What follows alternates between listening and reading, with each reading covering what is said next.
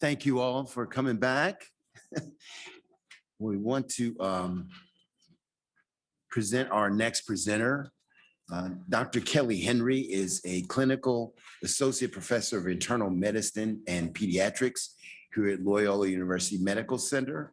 She is the vice chair of community health and prevention for the National Organizations of Doctors of America.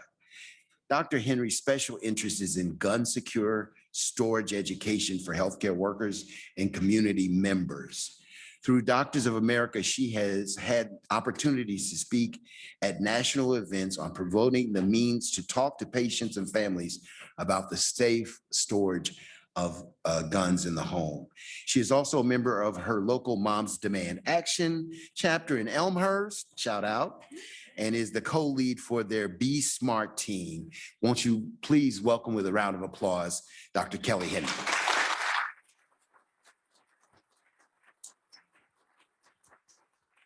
Thank you. You guys can hear me okay?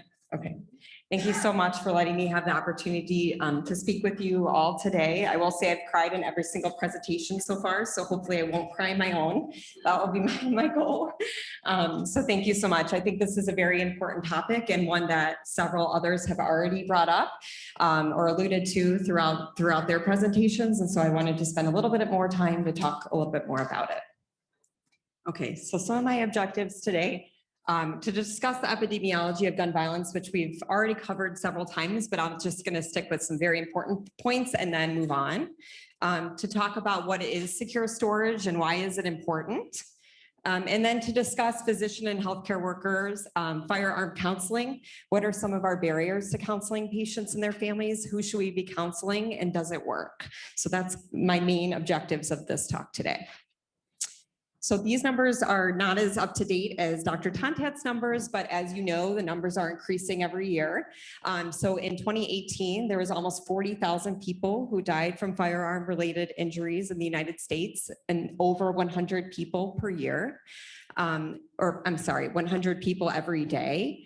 We know that gun violence is a public health crisis that's costing the American public almost $230 billion each year. We also know that in addition to people that are killed by firearms, that 75,000 people are surviving firearm injuries each year, and this can have catastrophic physical and emotional effects on these individuals and their families, like has been previously discussed.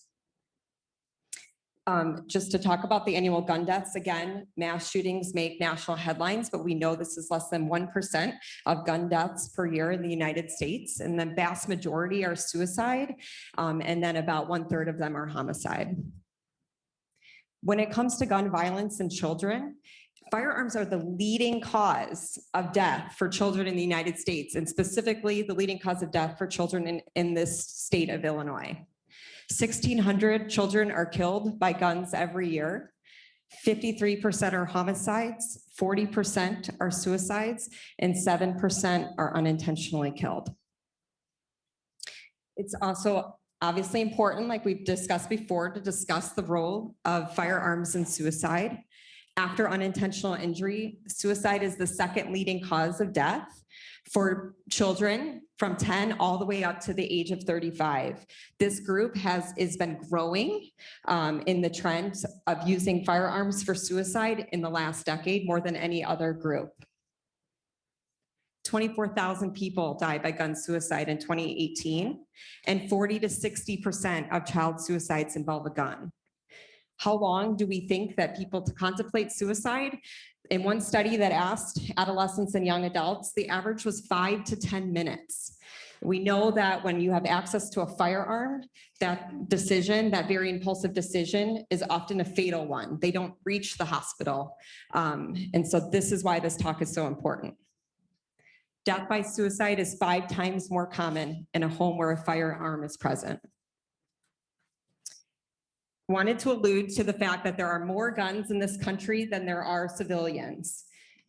In the United States, we make up 4% of the world's population, but we make up almost half of the amount of guns are here in the United States, in the entire world. Half of the guns are here in the United States. We know guns do not biodegrade, and once they exist, they exist. And that's why, like Fred Gutenberg talked about, ammunition is so important. During COVID, we saw surging gun sales in the United States. In the first several months of the pandemic, there was an 80% increase in firearm sales in the United States. And greater than 2.5 million people became first-time gun owners. These people were more likely to purchase handguns, and we know handguns are more likely to be used for personal or household protection and are much less likely to be stored locked and unloaded. We saw the perfect storm, right? We saw there was more guns that were being purchased, new gun owners, schools were closed, people were isolating at home with their families. There was an increase in emotional stress, and there was less adult supervision. People were trying to work from home, and their children were also home, and that created the perfect storm for gun violence in the home. And unfortunately, this article was just recently written in the Journal of Pediatrics in this past year, and it looked at firearm trends. Researchers were studying through the Gun Violence Archive, firearm trends, firearm injuries in children under the age of 12. And what they found was when they compared the 2016 to 2019 firearm-related injuries to the first 6 months of the pandemic, there was a significant increased risk in firearm injuries in young children during those first 6 months of the pandemic, and you can see that on the graph. These incidences were directly correlated with new firearm ownership as well. When it comes to COVID and the gun purchasers during the pandemic, again, increased unemployment, increase in financial stress, social isolation for all adults, increasing anxiety and depression. We all know that that's happening right now in this country. And they found that people who purchased guns during the pandemic more frequently reported lifetime, past year, and past month suicidal ideations than other gun owners who did not purchase during the pandemic and non-gun owners. That's a very important thing because, again, these are handguns and they're often loaded and unlocked.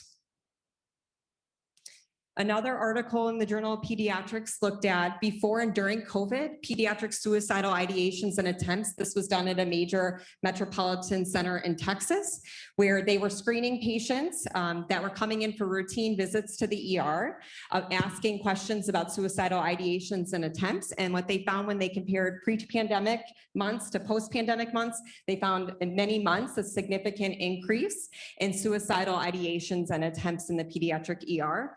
And as somebody who works in the inpatient pediatric world, I can say firsthand that we are seeing so many more cases of mental health crises on this pediatric side. So what do we know? We know that regardless of if there's a child in the home, at least 1/3 of homes in the United States contain at least one firearm. We know that 5.2 million children live in a home with at least one loaded and unlocked gun. We know for children under 13, most gun homicides occur in their home. And we know that greater than 90% of unintentional shooting deaths occur in the home of the victim. We had already talked about this earlier, that a 2-year-old can have the tensile strength to pull the trigger of a handgun, like was discussed earlier with the 2-year-old who killed their mother while she was on a Zoom call. When it comes to school shootings, 80% of school shooters obtain their gun from their home or the home of one of their relatives. So what does it mean when we say secure storage or safe storage? Probably a lot of you, when you were little, you went searching for holiday presents or birthday presents, whether your parents hid them high in the closet or under beds. And you all probably do the same maybe for your children. And how many of you actually found them? A lot, probably.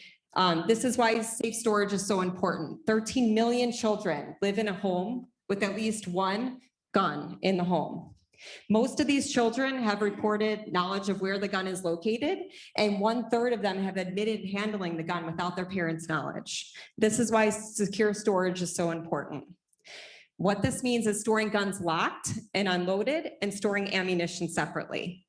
We know that hiding a gun is not securing a gun because kids will find it, and it's not their responsibility to not touch the gun. It's the adult's responsibility to prevent access.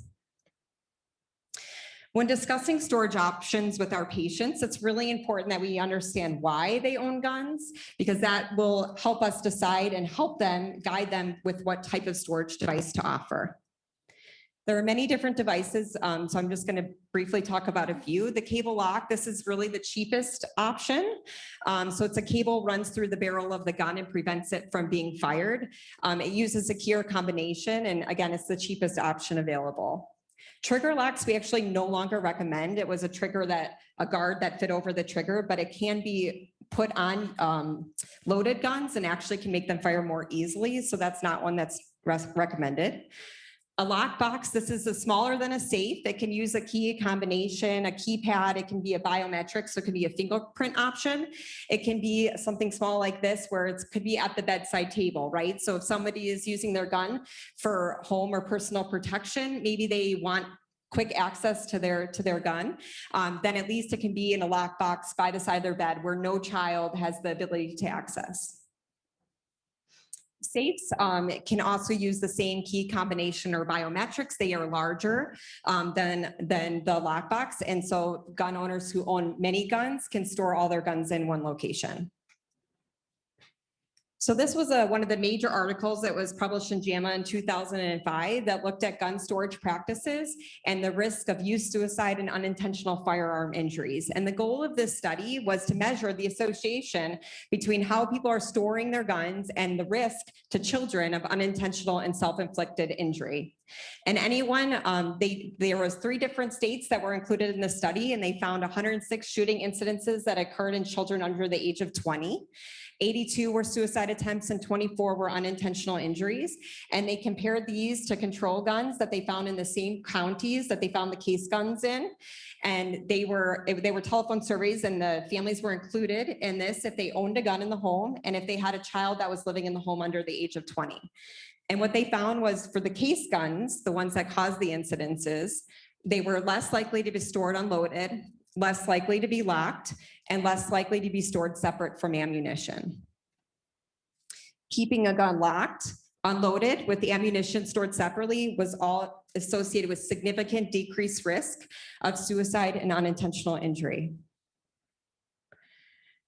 This article was more recently published. This was a modeling study that used the previous article and took odds ratios from the previous article and did a hypothetical intervention where they hypothetically had 20% of households change their practice into storing their firearms more securely. And they found through this hypothetical intervention that they could prevent 6 to 32% of firearm related deaths in children.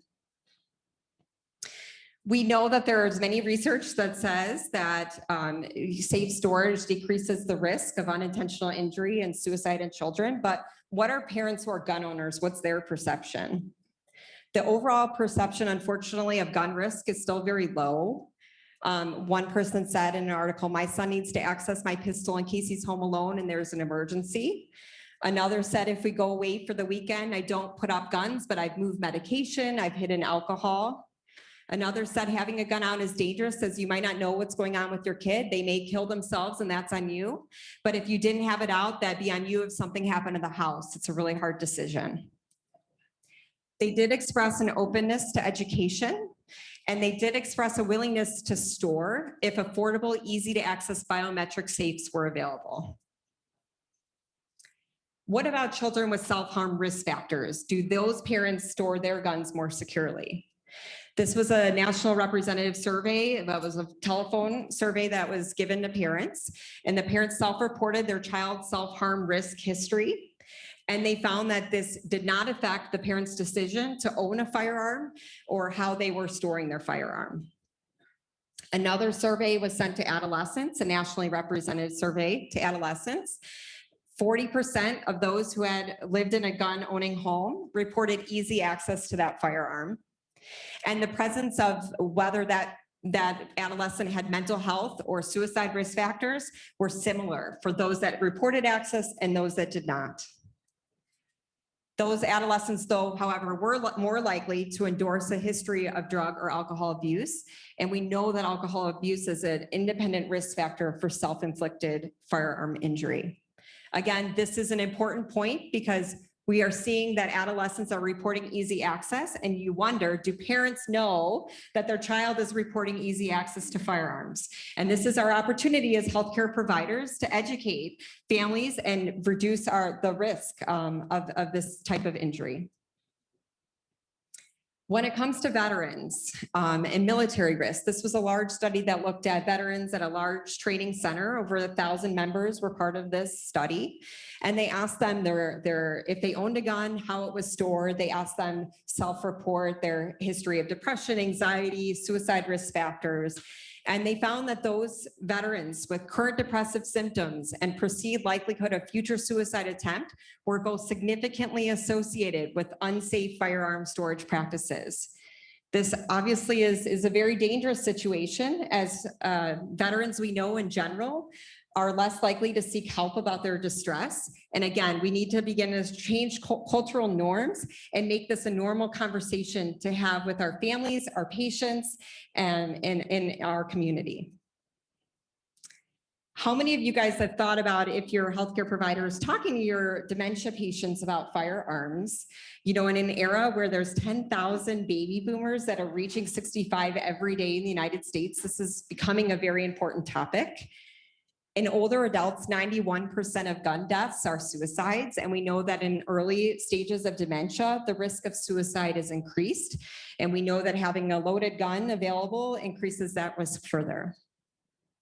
We also know that an estimated 20% of home-based dementia caregivers experience some form of aggression or violence. And all the more reason we need to make sure that the patient with dementia does not have access to guns so that they don't end up hurting those that are caring for them. 40 to 60% of dementia patients have firearms in the home, which is pretty similar to the national average. And we know it's equally prevalent regardless of dementia severity. And in one study of a dementia clinic, they asked caregivers the storage of the guns in their home. And they either stated they had loaded guns in the home or that they didn't know the storage of guns in their home. We know that this is a very powerful symbol of independence for many patients. They've been gun owners their whole life. But this is such an important topic, as it's not something that perhaps these caregivers are overwhelmed, the patient's overwhelmed with this new diagnosis. This may not have been something that they've even thought to talk to each other about. And this is our job as healthcare providers to really bring awareness to this topic. So this is our chance, as we've been talking about it. This is a public health crisis. The gun violence in this country is a public health crisis. And as physicians and healthcare workers, it's not only our job to treat and diagnose illness, it's also our society obligation to improve population health. These, many other public health crises like immunizations and seatbelts and smoking, a lot of physicians and healthcare workers got behind, and we were able to make changes, and we need to do the same for gun violence prevention. These 7 influential societies have all come out with a stance on doing what we can to curb gun violence as a public health crisis. But unfortunately, we're still not talking about guns. Almost all pediatric residents in one survey stated we should be talking about gun safety with our patients, but 2/3 of them said that they said that they never counsel, or they counsel less than 5% of their patients. 2/3 of adult primary doctors said they've never asked about guns in the home. And in veterans with suicidal thoughts, in one article, 15% of providers, only 15% of providers documented firearm access to that individual. When they surveyed caregivers in homes with dementia patients, 80% thought that providers should discuss firearm safety, but only 5% had ever received such counseling. What are our barriers to counseling patients? The first one's time. This is a constraint for everything in medicine. We don't have time. We're very busy. We have 15 minutes to talk to a patient. There's a lot of other things going on. This may not just be a top priority of ours. Maybe we don't feel we have confidence in our ability to counsel. Maybe we're not a gun owner, or we don't feel very comfortable talking about guns. We don't know what to say if they have a gun in the home. We don't know anything about devices.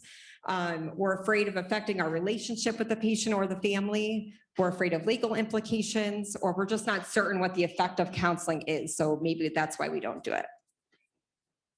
So over the next few slides, I'm hoping to break down some of those barriers. Is it legal? Yes, it is legal for physicians and healthcare providers to discuss gun safety with their patients. Many of you have heard of this physician gag law that Florida tried to pass in 2011, but it was shot down by the US Court of Appeals, and there is no federal or state that prevents physicians and healthcare providers from talking about gun safety with their patients. For pediatrics and our well visits, this is something that we can easily frame as a safety issue. It does not take long to discuss these things during your pediatric visits. Bike helmets, pool safety, it's all just about awareness. And it takes less than 5 minutes at the end of your well visit to make sure that you cover all these topics, and that should include child access to guns. These are the other different developmental milestones that I think are appropriate times to discuss gun safety with our patients. Birth may seem like a very weird time, but I will say, even as a pediatrician, when I brought home my children for the first time, my twins, I was overwhelmed, and I read every single piece of material that was given to me when they got discharged from the hospital. And I'm assuming a lot of you probably did the same. I think this is our opportunity to include information on secure storage in that discharge criteria. We know that you may be becoming first-time parents, and you are bringing this baby into your life. You may have been a gun owner your whole life, and maybe this isn't something you've ever thought about. And now this is your opportunity to make a change in your home, to make your home safer for your children as they grow up. Toddler preschool, we know, like I said, a 2-year-old has the tensile strength to pull the trigger of a handgun. This is the time to talk about securing firearms in our homes. School age, we know decreased supervision. Your children are going to play dates at other children's homes. So again, counseling your families, it might not be your gun, but it may be your child. And I think that that's a really important point. When my kids now, they're in 1st grade and they started going to play dates at other kids' houses, I always ask the parent of the house they're going to is, my kids don't have any allergies, do you have any guns in your home, and how are they stored? And I've only gotten positive responses from that question. I think if I ever didn't get a positive response, then I would either switch play date to being at my house, or my kids would not be going to their house. So for adolescents, we know they're less often supervised, they're impulsive. We do depression and anxiety screens in this age group. And again, these are the times that we need to sit down and make sure we're counseling patients and their families. For adults, I don't think we need to blanketly be counseling all of our patients. Those are at acute risk for violence to themselves or someone else. Obviously, this is an emergency, and we need to act promptly to ensure secure storage. Those with individual level risk factors, like I talked about, those with a history of violence, those with alcohol or drug abuse, as we know, that's an independent risk factor for self-inflicted injury violence. Those with serious mental illness are increased risk for suicide, and those with conditions impairing cognitive and judgment, such as dementia. You may consider counseling certain members of different demographic groups, whether it's middle-aged and older white men are higher risk for suicide, or younger African-American men are higher risk for homicide. And then we talked about children and adolescents. Obviously, those conversations need to involve the parents. So how should we be asking these questions? Again, it should always be in the context of safety. You're not just going to blankly ask them, do they have firearms in the home? They're going to have no idea where that's coming from. It's coming out of left field, but really a shared interest in preventing harm for their family member or their child. Being respectful and not judgmental, and not using polarizing language.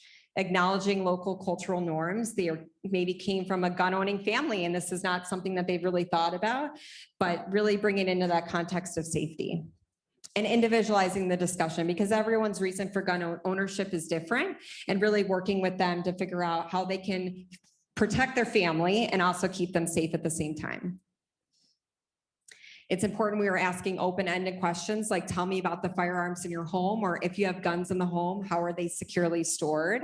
And not asking yes/no questions. Language to use. Remember, when you're trying to reduce access to a firearm, you're not going to use terms like restrict or seize. You're going to say something like recover or hold for safekeeping, or maybe so-and-so can babysit your gun for a little bit while you get the help that you need. So we know that we should be counseling, but the question is it effective, right? There are many small studies that looked at this, and unfortunately with small studies, they're often inconclusive, but I wanted to present some of the larger studies because the overall evidence is yes, it does work.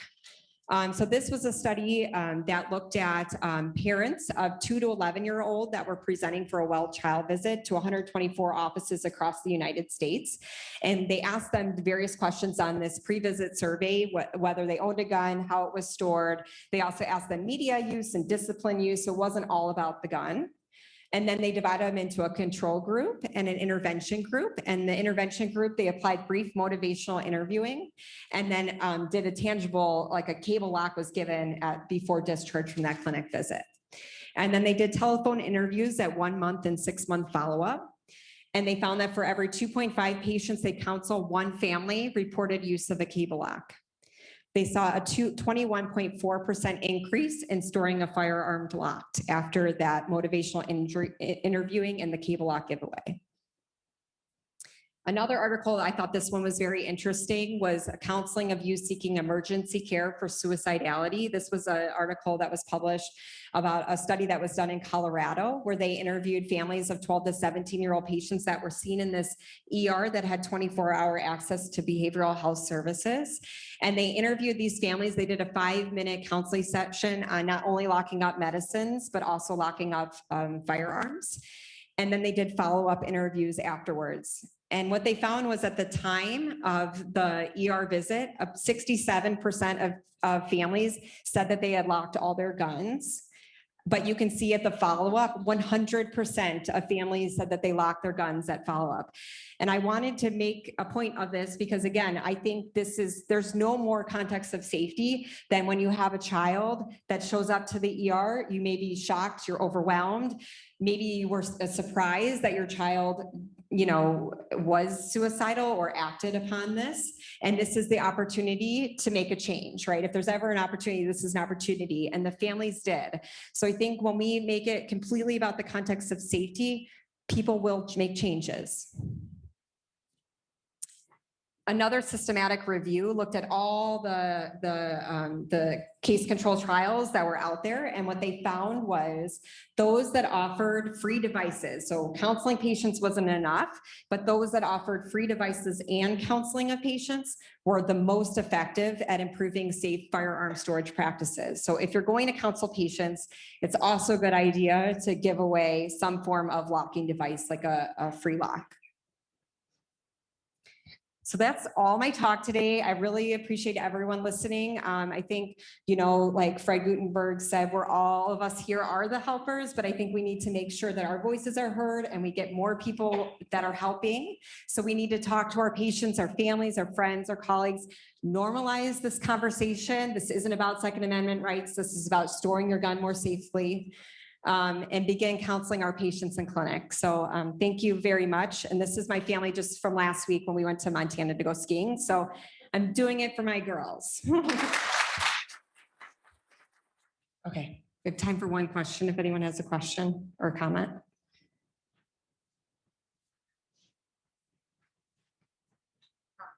I can stop really loud when you said teenagers. I'm just curious when counseling families who keep a gun in the home for protection.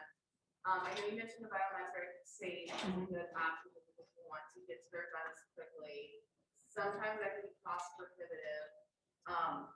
So I guess I have two questions along this line. Like, what is a good way to counsel them to ensure safe gun storage when they have this idea that they need to have fast access to their guns? And also, are there any numbers in terms of whether people are more likely to die by suicide or by accident in the home versus actually have a home invasion where they need to use their firearm? Yeah. I know there are studies on that. I can't quote exactly, but I know that the home invasion is one of those fear-mongering things, and they honestly don't happen very often. More often the gun is used against their own family member or a friend that comes into the home and maybe surprises them than it is on an actual intruder. So to your other point, I think guns are very expensive. And so if you can afford a gun, you should be able to afford a $50 lock box to store your gun. That's my thought, at least. Go ahead. Yeah. Good morning, good afternoon, everybody. I work for violence prevention at PLCCA organization. I'm a community navigator. I go talk to everybody in the street. I know you guys talking about guns. A lot of young people, I ask them, why you carry a gun? They said they have a gun because somebody else got a gun. And if they don't have a gun, they're not safe. As long as they know he have a gun, everybody got a gun, they safe. They don't shoot each other. Right. So right now, I believe Chicago mayor, she have a program to buy the gun back. I've been trying to advocate for that for a long time, the lawmaker, to buy the gun back. All those young guys, they have a gun because somebody else have a gun. But if you offer them some money, they're gonna sell it. So they won't solve the problem right away, but 6 months, 6 months, a year down the road, they could pick a lot of guns out of the street. I would like to know if you could make the lawmaker make more arrangements to buy the gun back from the street. Yeah, I think that's a good point. And I think to say, yes, the cycle of gun violence creates the cycle of gun violence, right? And I think in addition to that, as much as we talk about all the money and the lobbying that happens, when there is gun violence in large cities, that helps gun makers, right? Because of fear. People are scared. When they see all the gun violence happening, they go out and buy a gun. And so unfortunately, gun violence just creates more gun violence. Thank you.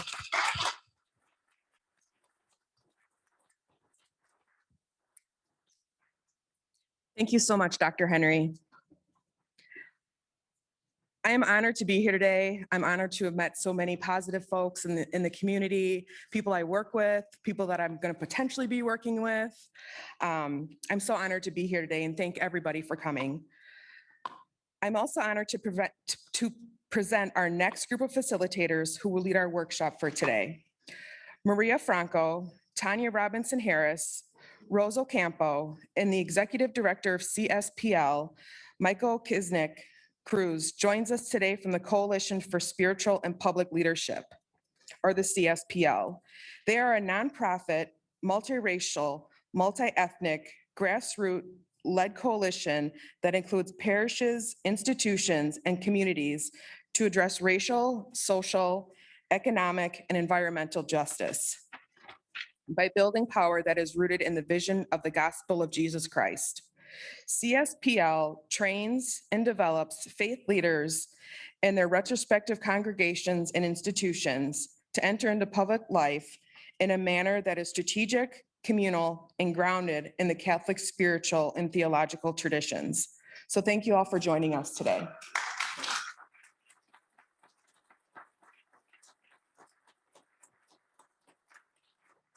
Thank you. Thank you so much, Sarah, for that wonderful introduction.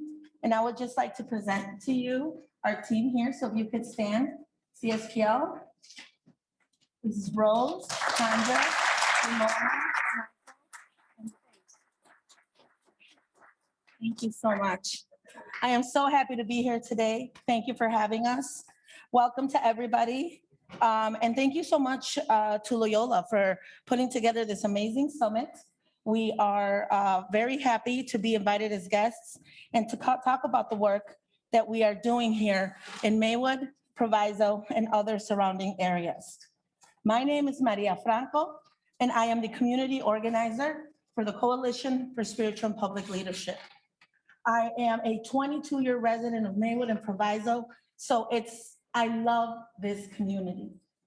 I am also the organizer in charge of doing the work for CSPL in Proviso, and I am also the organizer supporting our Safety and Violence Prevention Committee. I am so honored to be here today. So as Sarah mentioned, we're a coalition. And so we have over 30 institutional partners, and we're very proud to say that Loyola is one of those partners. Thank you. We're also made up of community organizations like Anela's Restoration Center, who address domestic violence issues and support in the community. And we also have over 150 individual members and residents of the community. Our main base is Proviso, but our work has extended to Back of the Yards, North Lawndale, and Bronzeville, and hoping to expand even further as the years come. We currently have an immigration committee, an economic justice committee, and a safety and violence prevention committee. And we also are working on forming our first spiritual and theological formation council, which is an amazing part of our work. And so I'm very happy to continue to present to you how does CSPL do the work in the community. When Mr. Glutenberg mentioned about Find the Helpers, that's what we're all about. But we not only find helpers, we create those helpers into community leaders, because that's what we need. We need to find the people that are living in these communities that are tired of hearing these stories, that are saddened, brokenhearted. Today, our hearts were broken several times, but there's hope. Like they said, hope is what we need to bring this community forward. So let's not lose the hope. Let's not lose the hope. And so I'm so proud to say that the community is involved in this, and CSPL is that. And so we ask you to find out more about CSPL and other organizations like it that are doing the grassroots work, that are doing the prevention work, that are really engaging in these communities to change this tide, to switch this around. Because I know that you guys encounter, especially here at Loyola, the aftermath of a tragedy after that gun has been pulled. But how do we get those prevention programs in place where we no longer have those guns? And so we have 4 important building pillars at CSPL and that are essential for our work. Our first one is relationship and base building. That is essential. Getting to know every single one of you here, and you getting to know us, getting to know every resident that is passionate and willing to work. That is what we find as fundamental. We do that through listening and one-on-ones. Our second part is team building. Teams are very important because teams provide and lift some of the work so that you don't feel alone in this. We do that through training and formation. And the third part is strategizing. We strategize. We look at a community from the inside, and who best than like Rose, Tanja, Ramona, Faith, who are living in this community and know what's happening. We do that through power analysis and community mapping. And the last and fourth building block is our favorite, which is action. We like to plan an action, and we'd like to go out there and, like Mr. Glutenberg said, hold our politicians accountable. Hold the people that are making the decisions accountable. Use our funding to fund our communities. And so that is a very big part of our work, and we love to evaluate our work afterwards. What went well? What could we have done better? Who else can we bring into this conversation? Who else can we bring into this fight? That is very super important in our work. But as we are a coalition of faith-based leaders, and we are rooted in the gospel values of Jesus and Catholic social teaching, spiritual grounding is super important in our work. So I'm gonna lead you through a very special spiritual grounding that we use to center our work. There's a very special formation tool that we use called indignation contemplation. Raise your hand if you know what that is. Oh, beautiful. So being very fitting that we are in Loyola, this is a prayer form that was created by Saint Ignatius of Loyola. And it's usually used for scripture, but here we're going to use it to create in our imaginations, which can run wild, that perfect world, that safe and peaceful world that we want to see. So I'm going to ask you all to humor me or play along with me and close your eyes. Close your eyes. Now I would like you to take a very deep breath. I mean that belly breath. Take it in. 2, 3, 4, 5, 6, 7, and let it out. Oh, I love that. Do it again. Inhale.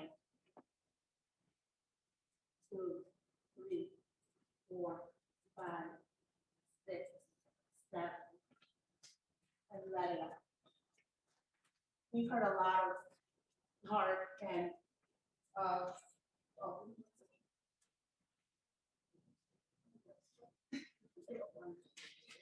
Oh, okay, wonderful. So now let your imagination run wild.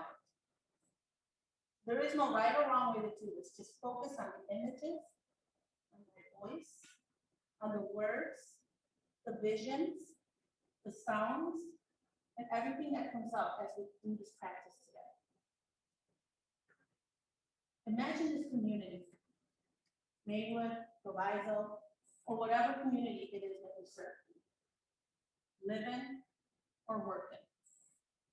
Imagine it free of violence, peaceful, just. How does that feel? Acknowledge the feelings that this is bringing up.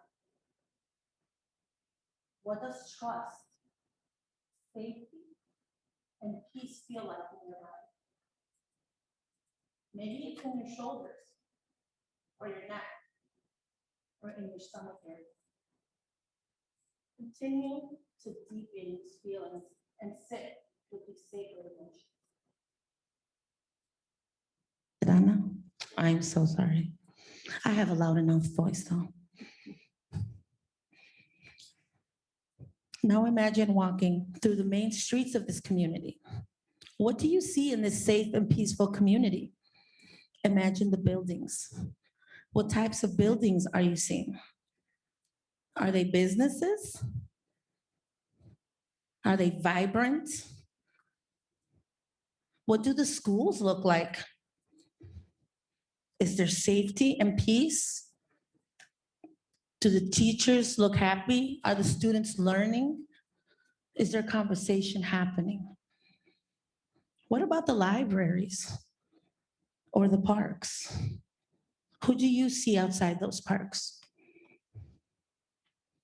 Look around you and identify what makes you feel safe. What do you hear? What colors do you see? Do you hear talking, laughing? What do you smell? Cafes, bakeries. And what do families look like in this amazing, vibrant, peaceful community? What are the people doing? Are they playing in the parks, eating, or studying in the libraries?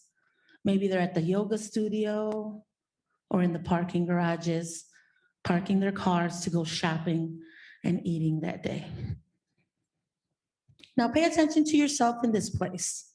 What activities are you specifically doing? Why are you there?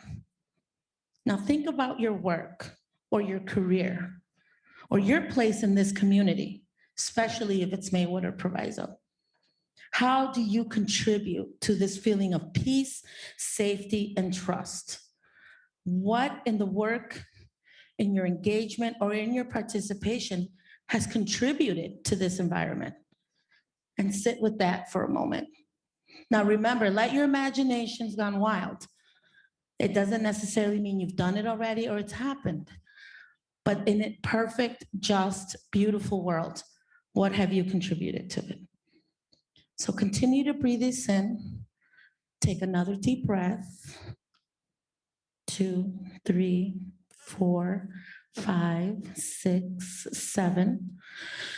And exhale. Come back to your bodies. Keep your eyes closed, but wiggle your toes and move your hands. And when you're ready, I'm going to invite you to open your eyes.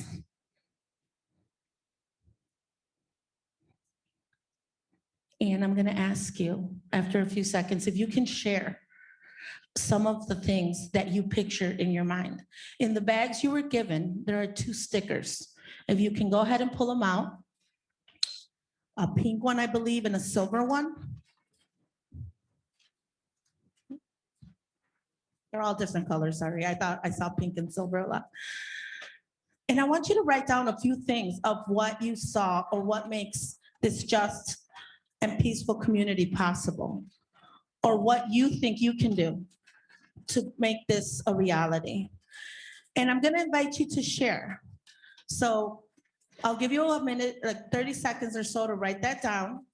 And then Natalie here will write down some of our responses so that we can visually see what we can accomplish if we continue to do this work together. So when you're ready to share, just raise your hand, and maybe there's somebody else with the microphone that can share this.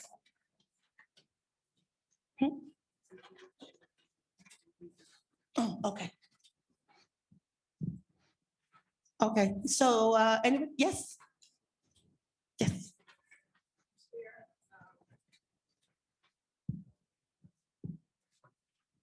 What I envisioned was children playing, programs operating all over in every available church and space, free food to everybody who needs it, and mental health services on every corner. Okay. And yes, let's hear an applause for that. Anybody else would like to share? Come on, anything, just put it out there. Where am I? Oh, right here. Mine is really simple, but when you asked us about colors, I saw the color green. A lot of grass and trees and vegetables and Miss Cole's garden, things like that. Wonderful, thank you.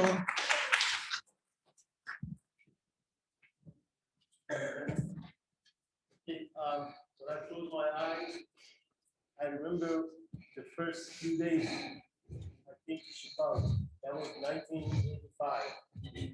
When I got here, I saw everybody's happy, all the police are playing music, everybody's happy everywhere. So I didn't know what's going on. I said, wow, this is right on the town. Later on, I found out that they did that because Chicago Bears won the. So, I'm hoping that that will continue. We'll have that. I see that. Why can't we like that all the time? People were so happy. Even the police officers, they were like playing that music. You know, the Bears, Supper Bowl, whatever. I said, sometimes the police car is that playing music. So. While I came here, I knew about Chicago. I know how Chicago was supposed to be a gang city and this and that. But the first few days I come here, I said, maybe this is the wrong city. I came to Chicago. But I hope to go back to those days. Yes. That we all be happy, police officer, people seeing each other, you know, smiling at each other, shaking hands. That's what I'm hoping for. That's what I'm seeing. Wonderful, thank you so much. I saw the color orange and I thought of community dedicated fitness and meditation spaces and cooking classes. Wonderful. And I encourage you to write it on your stickers because we have a special place for them at the end of this summit. And if there's not anybody else who'd like to share, we have one more right here. What I saw was tons of services for our children, especially when they're younger in like grammar school, kindergarten, stuff like that. I strongly believe that, you know, well, it's true, our children are our future and we are neglecting them with services in our community. And a lot of times when we try to remedy the fact that we have neglected them, I think it's a little bit late because we're trying to reach them where they're like in high school, or a little bit longer, older. So we need to reach our children when they first enter into kindergarten, daycare. We need to have services for our children and for our families in that beginning because children are living in situations at home a lot of times that it's not very safe. They, their parents might not be there for them, but we are the community and it does take a village. We need to reach our children at the beginning. We need to be more open when they come into our daycares, our schools, and be there for them. We oftentimes try to change the family, but I think if we reach that child and we provide that child with that support at the beginning, we can start changing things little by little.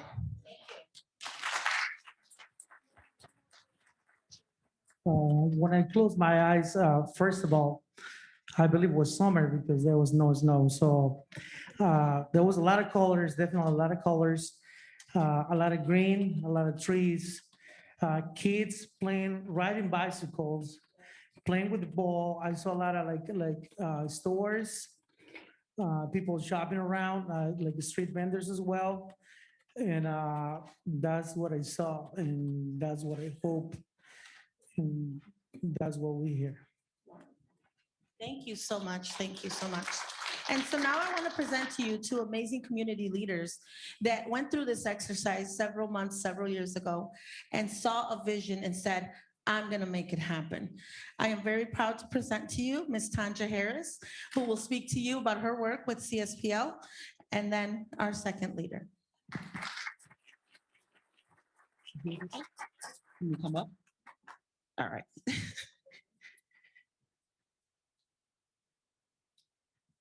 So hi, my name is Tanja Harris, and I'm a member of the Safety and Violence Committee for CSPL. I'm also a 5-year resident of Maywood and a taxpayer of Maywood. A taxpayer of Maywood. This is where I live. This is where I'm invested. My family is here. My money is here, literally. And it is my hope that one day Maywood looks exactly like Lakeview, looks exactly like Oak Park, looks exactly like Oak Brook. But maybe with better food and better music. But before I get into that, let me tell you about my investment in CSPL. When I moved here, I was searching for a community organization that I can plug myself into so I continue my life's work. Lo and behold, I found CSPL online. At that time, I had a 16-year-old son at Proviso East. Now he is 6'2", 200 pounds. He has dreadlocks like me, hangs in his face. And he's looked at as a game banger and a shooter every single day. But that could be nothing further from the truth. In fact, my son will be an early graduate. He's a football scholar and is being pursued by multiple universities.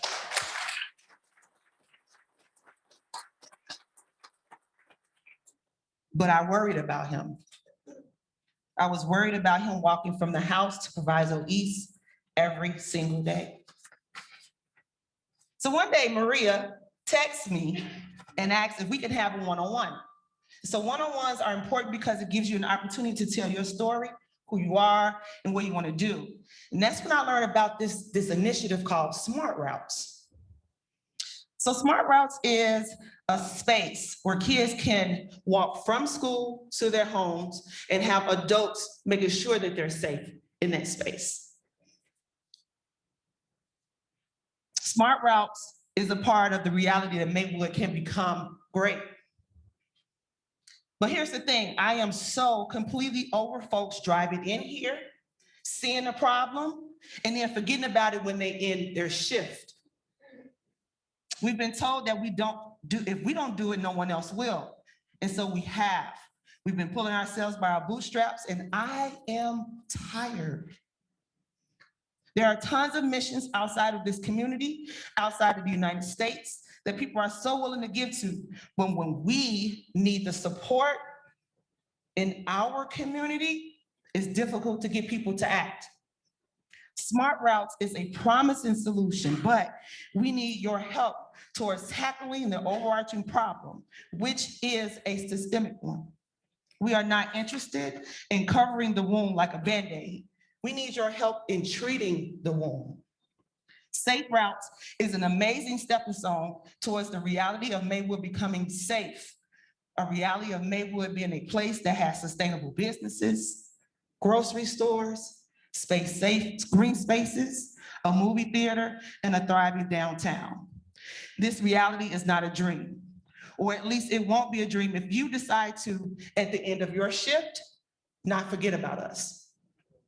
Through CSPL, through our hospitals, our schools and churches, do work in Maywood.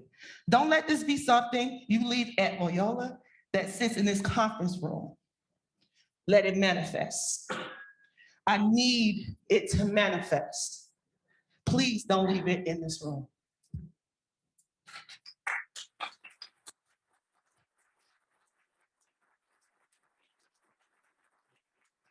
Thank you. Wow. Thank you so much for that, Tanja. Thank you for that passion. And it's more community members, leaders like Tanja, along with the institutions and the organizations that we at the coalition are partnering with, that are going to begin to provide this amazing reality for our communities. And now I'm going to present another community leader, Ms. Rosa Ocampo, who's going to share with you some of the amazing work that she's done with us over the last several years. Thank you, Maria. Good morning. Or good afternoon. I don't even know anymore. My name is Rosa Ocampo, and I'm so happy to be here today. I wanted to share with you guys my experience with CSPL. It all started with a phone call to Michael. I was like, Michael, everyone is talking about the census, census, census, census. Do you guys know where the census is?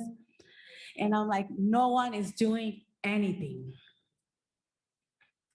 So we sat down, we talked, and we made a plan.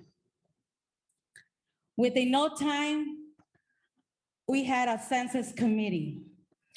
We were so on fire that we created our own slogan the same day of our first meeting. I count, you count, we all count. Yo cuento, tú cuentas, todos contamos.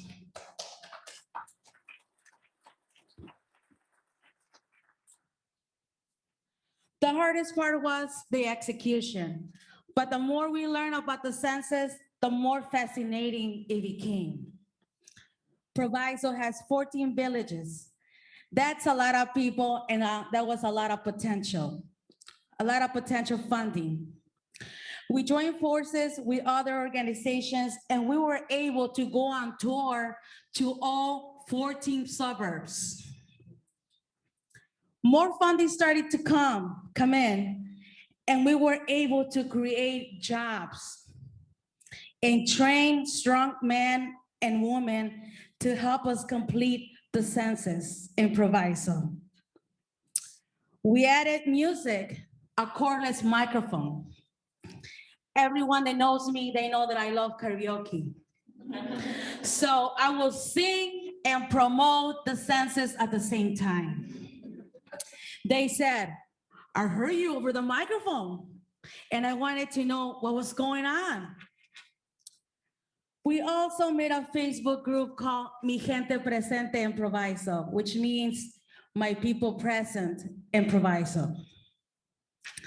We made live videos that had thousands of views within minutes. Videos inviting people to come and to fill out the census. While we were working on the census, the pandemic hit. We thought our work was going to stop, but guess what? We got busier. We were not stopped. We did many collaborations to give away masks and sanitizers, and we also did food giveaways. So while people were picking up their care kits, we had people with tablets completing the census. When we talked to people about the census, they were amazed. But what could be created with the funding for their communities? Infrastructure, education, mental health, and public safety.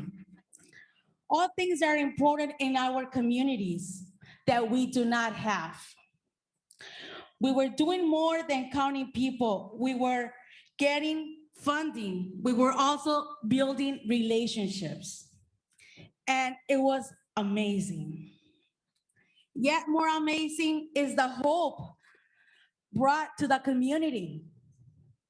Knowing that the funding could change our lives forever. Hope is what our community needs, because where there is hope, there isn't hopelessness. Hopelessness leads to acts of violence. We need more people we need more than federal funding. We need local investment. We need institutions, local organizations, and churches investing in our hope. We need local leaders investing in our hope for the future. A future with hope, a future with no violence.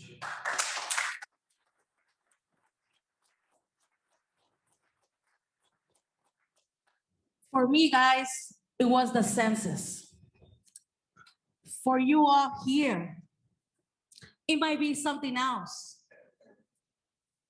So like Maria said, I need you to close your eyes for a minute and think of something that you want to change in your community. Are you thinking?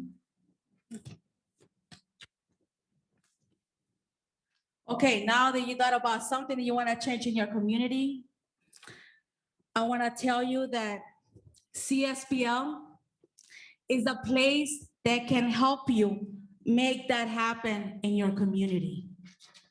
Most importantly, I want you to know this. We are going to listen together. We are going to plan together. And we will train you to be the leader you want to be. Visit cspl.org and learn how you can become a member. Or talk to me or one of my people over here, one of my members here as well. So after the workshop, because people, at the end of the day, we all count. Todos contamos. Thank you so much. Muchísimas gracias.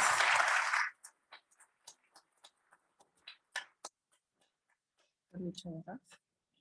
Just like that. Hi, everybody. I'm Amy Luke. I'm a professor in the Department of Public Health Sciences here at the Parkinson School of Health Sciences and Public Health. I want to thank you all for joining us today for our third annual Community Advocacy and Violence Prevention Summit. I want to thank our amazing speakers, and I'd also like to really thank, I know our artist of this fine work was here earlier today. His name is Miles Harris, Maywood resident, dances at Maywood Fine Arts Association. So he did an amazing job, and I'm very proud of him. So in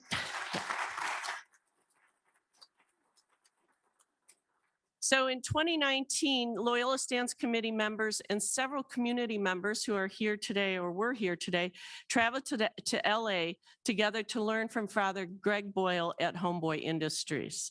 Today's community art activity, which you started with the Jamboard here, we would like to continue that. This was a process they did at Homeboys where we wrote our dreams, our aspirations, our goals for our community, our goals for our own actions around violence prevention, community advocacy, and we'll put them on the tree that is outside. It's a painted tree. So please fill out those little sticky notes in your packet, and we'll put them up there. I also encourage you to follow Loyola Stands on our website. And be aware, as a registrant, you will be receiving communication from us. One, we want evaluation and feedback on today. But two, we want to engage you as Reverend Hayes talked about, our community conversations. So these will be ongoing, online, and hopefully someday fully in person exchanges of ideas on very critical topics around violence prevention. So again, thank you. And be sure to grab your lunch outside. We appreciate your participation today, and we hope to continue this conversation going forward.